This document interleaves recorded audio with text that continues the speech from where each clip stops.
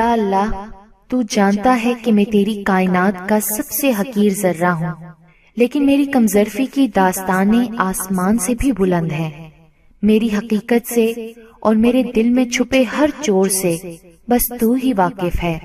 میرے گناہوں کی فہرست کتنی بھی طویل سہی تیری بے قرار رحمت سے کم ہے، سو میری منافقت بھری توبہ و معافی کو یہ جانتے ہوئے بھی قبول فرما کہ توبہ کرتے وقت بھی میرے دل کا چور مجھے تیری نافرمانی پر مستقل اکساتا رہتا ہے۔ پھر بھی تجھے تیری ذات کریمی کا واسطہ میری لاج رکھنا، میرے عیبوں پر اور میری جہالت پر پردہ ڈالے رکھنا۔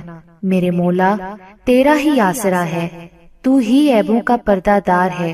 میری جھولی میں 100 چھید ہیں، پھر بھی یہ جھولی تیرے سامنے پھیلی ہوئی ہے، اسے بھر دے میرے مالک۔ آمین یا رب العالمین۔